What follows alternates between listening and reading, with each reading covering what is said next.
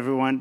I've started big art projects in Zambia, in New Mexico, in San Francisco, in the Bahamas, and I'm very thankful for the opportunity to share what I've learned today.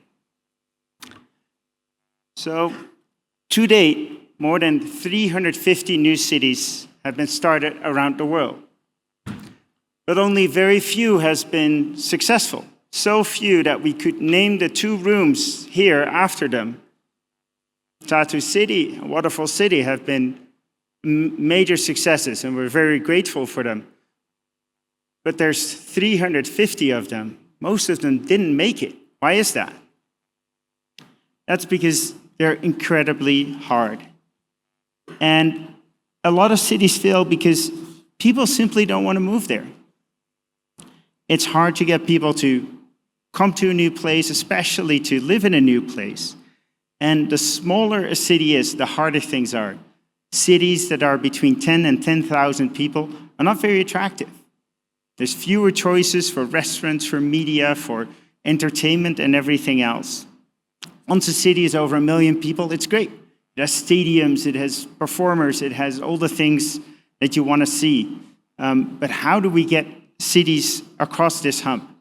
There's not one answer. I think the 10 best answers were given by Stephen Jennings earlier. That was an amazing talk. But I think I might have stumbled across something that might also be of some help to these new cities. And that's for your consideration. I want to present Big Art. We think that Big Art can help address these hurdles by making a place more visually desirable and exciting. It can help people to know about a place and want to visit it. And with Big Art, I mean sculptures that are over 3 meters or 10 feet in height, bigger than human size. So, in addition to being cool and visually interesting, studies have also shown that investments in public art can really help with street safety, help promote tourism, and even combat social isolation and anxiety. Big art is not new. It's been in cities for a while. Public art has been used to launch new spaces and help revitalize locations. Here you see an amazing work called Cloudgate, more commonly known as The Bean in Chicago. It's created by British artist Anish Kapoor, who won a design competition. And if you go there, you see a crowd of people taking photos of themselves and posting that to social media. It's become, as the New York Times says, both a tourism magnet and an extraordinary art object.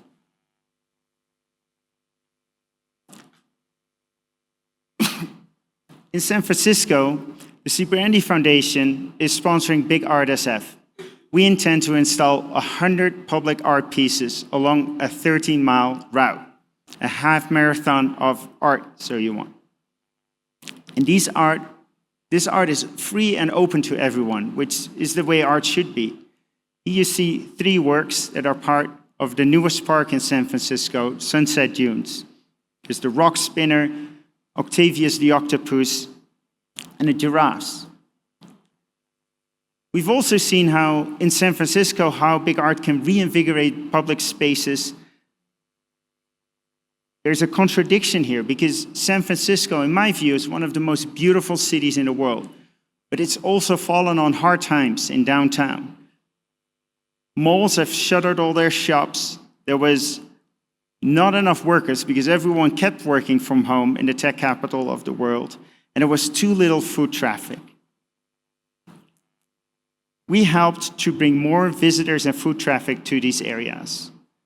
We worked with several local groups to bring a 47-foot sculpture to the most trafficked part of San Francisco. This is in front of the Ferry Building at the end of Market Street, the center of the city. There's this amazing sculpture. It's a space frame with 25,000 welds that has a mesh frame over it, and it's a kinetic art. If you look closely, see is breathing. Her chest is moving up and down. We see not only a continuous flood of people taking selfies with the artwork, but also events there, all the way from yoga classes to DJ performances. And there was a big uptick in foot traffic there. And it's just amazing to see how it is reinvigorating downtown, bringing foot traffic and bringing business. It will be the end point of the 13-mile route, so people can go to the ferry building and spend some money there on the local shops. Social media has become the new passport stamp. You used to show people where you went with your passport, maybe your luggage tags. Today, you post on Instagram.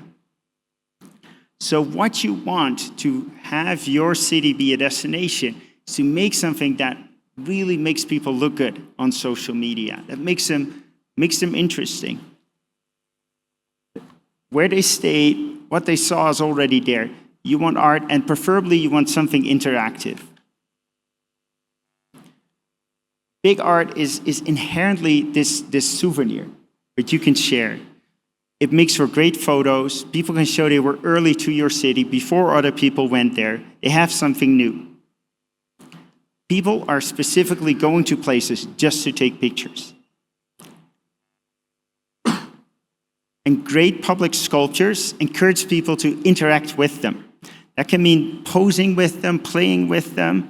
We saw the Bean in Chicago. You can play with the reflections.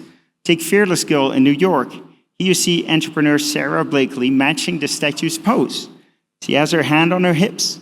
And more than 10,000 people like this Instagram post. Today, visitors and locals still post with the statue, mimicking the pose on Instagram, TikTok, and X.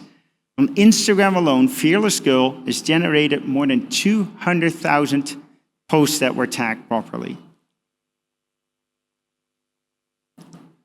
One piece that I think has the potential to go viral is The Fear Beast by Tigran Marshall Lively.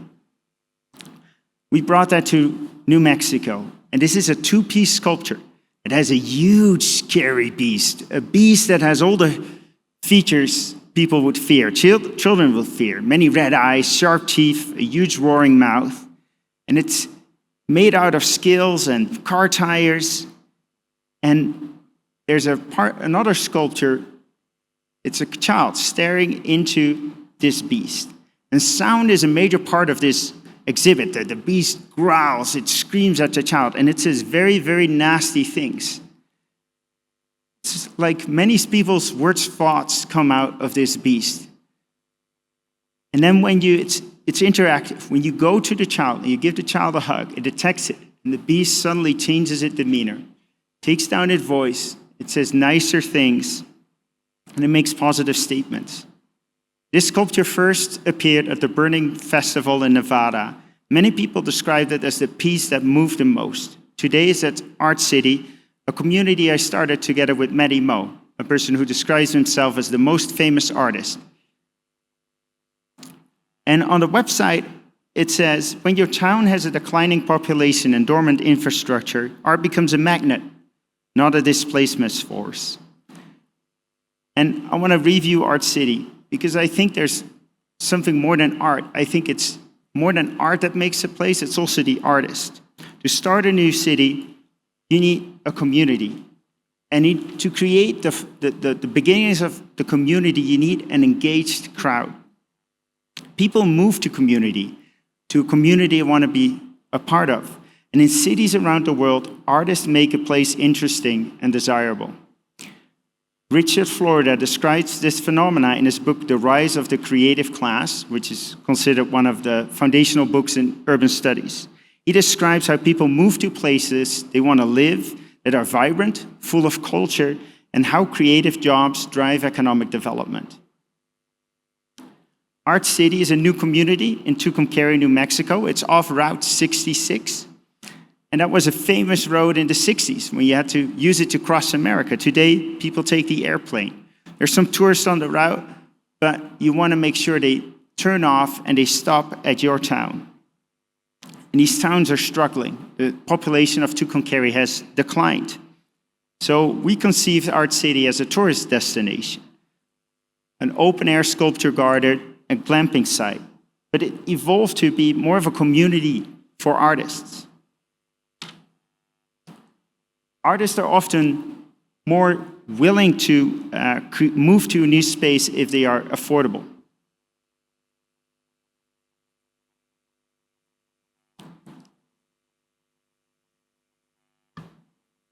That's the picture I wanted, because beginning to make you a community, this community in turn supports other local businesses. They build roots. Artists are now offering to create pieces of art specifically for Art City, or to move their existing works with no money in return, as long as they can just stay there. We've seen this effect before in the warehouse district in New York, that over time became attractive to restaurants, to bars, and became very popular residential areas. Art City's most recent artist in residence is Kate Rusak, and she builds complex organic forms from discarded industrial materials. Her newest sculpture, Desert Fungal Emergence, is a custom piece that reflects the unique terrain of the desert. It's made from old window blinds and recycled aluminium to create something new. But her process is slow and time-consuming. And so, by giving her a place to stay there, she has the time and space to create something that's unique to the location itself. And that's why Artists in Residence is such a great model, because they customize it to what they care about there locally. In Uganda, we created a similar Artist in Residence program and community, this time with Mike Zuckerman. You see the artists on the left. On the right is the sphere that 2 female refugee artists in residence are making. These are people that have never welded before. Women typically take sewing classes. We teach them how to weld because guess what? It makes a lot more money, even if they use it in the car shop afterwards. So they are creating art, but they are also learning new skills. We believe that big art is also adaptable. We've shown examples from big cities, new cities, rural areas, but also coming soon, underwater art. Blue Action Lab is developing art in Grand Bahama in the Underwater Sculpture Museum. And this will install historically themed underwater sculptures off the coast of Freeport. These sculptures will double as artificial reefs, supporting diving and coral regeneration and biodiversity, also a living classroom for students. It's going to be unveiled on August of this year, and it's complementing the launch of a new Celebration Key cruise port. So we hope that the cruise passengers will also use this as an opportunity to explore the rest of the island. And it's going to position Grand Bahamas as a hub for sustainable ecotourism. A successful earlier example can be found on another Bahamian island in Nassau. This is the Reef Sculpture Garden. And it's installed near a national park, and it has beautiful art. On the left side, you see Ocean Atlas, currently the largest underwater sculpture in the world. And on the right, you see Lacayon Face. Amazing art. And it's already attracting a lot of people who take underwater selfies with the art to prove that they were there. Now, that's all fine, but how much does it cost? And a reason that I'm so bullish on big art is because I believe it's extremely cost effective. More effective than events. Big art is typically sitting in storage, or you can create it locally. Many pieces are created for events like Burning Man. They're displayed one time, and then afterwards they're unused. We believe there's over 1,000 pieces sitting in storage today. There are costs, but while the costs are typically a big one-time investment, the social media pays off over time. Unlike events where you have a huge cost, but then the social media effect dissipates after those days. When considering which works to place, we evaluate the cost per view. How much does it cost to generate one view? We look at how many people are there, what's the foot traffic, what's the organic post or social media reach we can expect. That also depends on the artist's social reach. How many tags there are, previous works, and what news coverage can we expect? How controversial is this going to be? And this piece is near and dear to my heart. It's Renaissance Woman by George Mubanga.